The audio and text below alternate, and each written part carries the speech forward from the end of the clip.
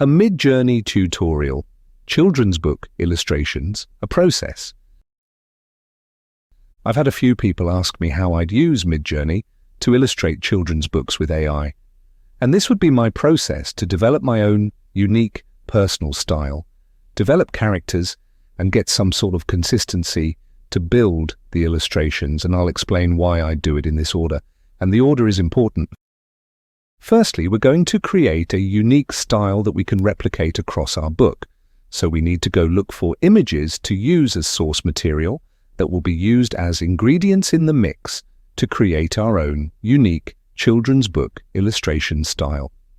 You can find a lot of great ideas on MidJourney's Explore page if you're looking for images, and you'll find more information about developing your own aesthetic style in my training course. Link below.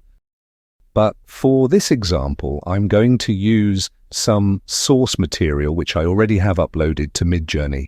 These are a few things I already have saved in my Cute folder of aesthetic references. If you want access to those, there's 12 categories and over 3,000 references. I'll make them available to my Smart membership in the middle of December 2024. The sign up for that is also below in the links.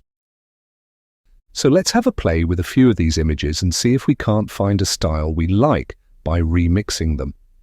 My hypothetical book is going to be about a Victorian boy called Alfie and his pet hedgehog called Mike. So for the prompt to find our style, I'm going to use a cute illustration of a 9-year-old boy in Victorian clothes, full body pose, isolated on a white background AR2:3. And I've uploaded 5 of my images that I liked into my upload gallery from my collection. So let's try that prompt with combinations of these 5 images. Let's try all 5 and see what happens by using that prompt and dragging in the 5 images that I've uploaded and clicking on the little paperclip icon to pull in the aesthetics as a style reference and hit enter to run it.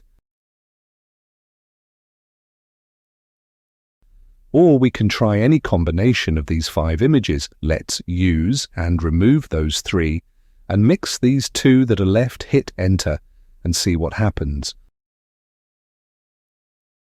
Or go back down to that prompt and use it again and try a different combination.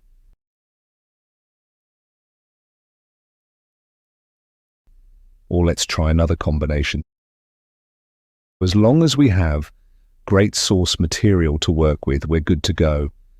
At this stage, I'd pick a style I like, a combination. Let's hide all the other generations so it keeps it nice and tidy, so we can easily find what we're working with.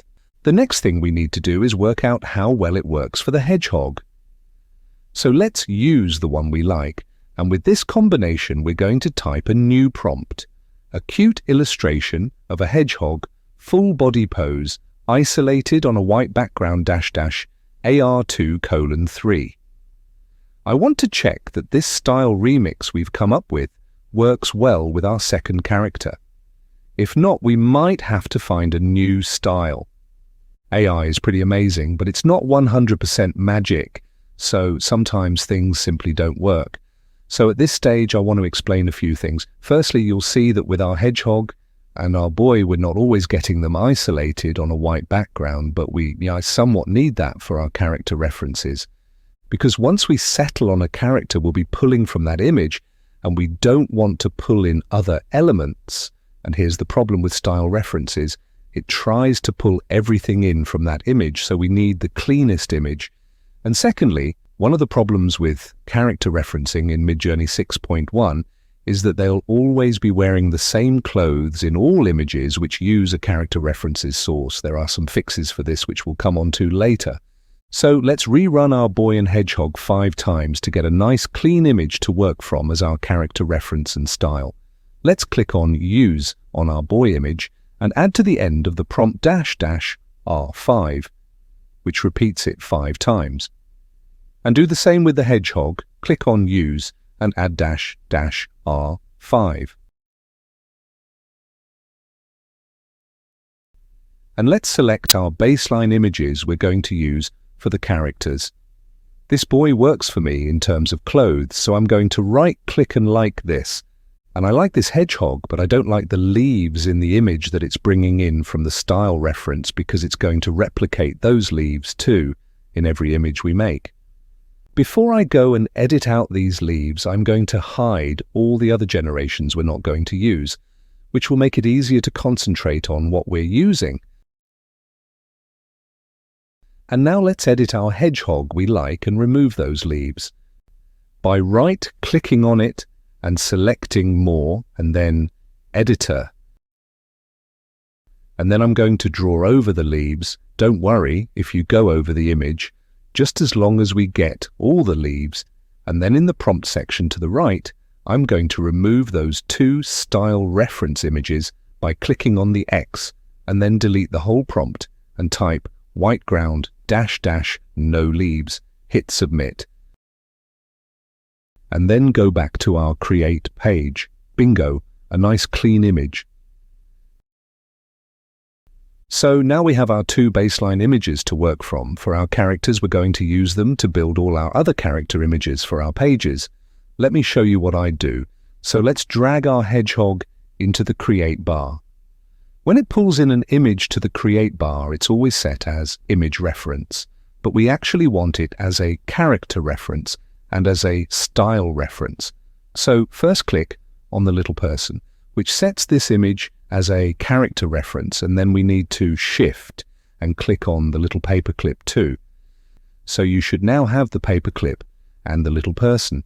And we can type something like illustration of a hedgehog, full body pose, laying down sleeping, isolated on a white background.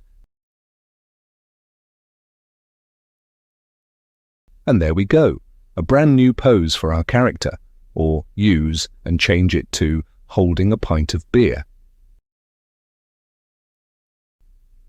Yeah, I know, not really something you'd see in a children's book. But this tutorial is making me thirsty. So what about clothes, as I mentioned earlier? Let's go back to the original image of our boy we picked.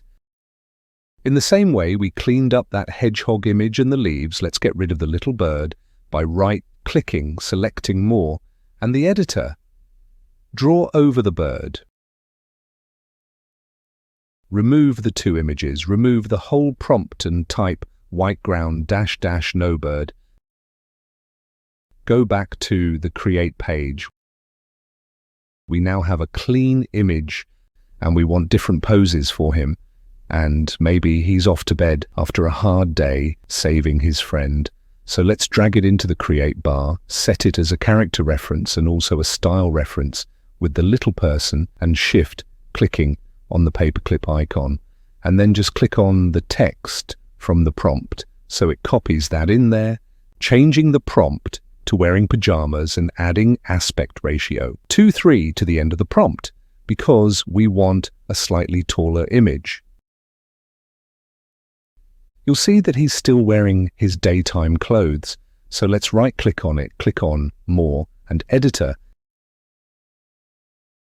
and go edit his clothes. Firstly, what we're going to do is keep the style reference. So on the left, under the prompt, we're going to shift-click on the little person. So we just have the paperclip still selected, but not the character reference. Because as I said before, when you select character references, it always pulls in clothes. And in the prompt, let's just type wearing pajamas, and then finally draw over all his clothes, and then hit submit. Go back to the create page to see what it's made for us. This is basically how you'd iterate on your character to build each pose you want for each page of your book, doing edits on the prompt, using our two clean baseline images as character references and style references, and then using the editor to edit out parts we don't like. I'd make backgrounds using the same style referencing method. Let me show you. We need to go all the way back to when we found our style combo we liked and use that. And do something like illustration of London Tower Bridge skyline isolated on a white background. And I'd probably change the aspect ratio to something like AR2:1, which gives us a nice wide image. And even go into the editor and make it even smaller so it's in the background. Hit Submit. Go back to the Create page to see what it's made us. Yep, that works. And if you find you don't like certain elements in this background image, then I would do the same thing as changing clothes by making edits with the editor.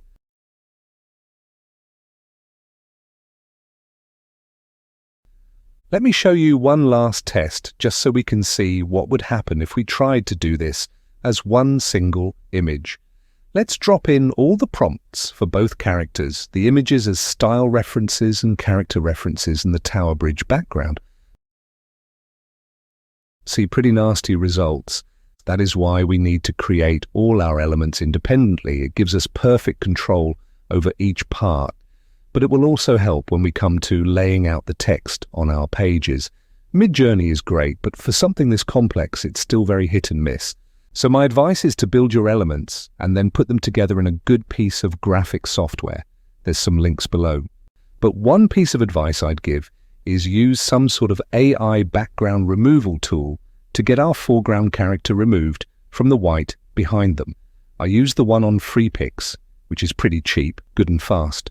And finally, let's put all three images together on our page, and that, I'm afraid, comes down to design skills at the moment. There is no magic AI solution. Let's sell this bridge to an unsuspecting tourist. Excellent idea. More beer money. So to recap, find good source material to use, combine them to find your own unique style, find our characters in that style with nice clean images, clean them up if needed, use them to make more character poses, use the editor to change clothes, make backgrounds in your remixed style, throw it all together in whatever graphic software you use. Job done. This video is free for the moment on my channel, which you'll find at payhip.com/goonright. Go sign up for more free videos. Everyone gets all the new videos for the first 72 hours. After that, they'll be moved into my archive, which will only be available on my Smart tier for a reasonable monthly subscription. A man's got to eat. There you'll get to access all my tricks and tips on MidJourney, author branding, author marketing, and book cover design. So watch them quickly, or please put your hand in your pocket. They do take an immense amount of time and effort to make, and thanks for your support.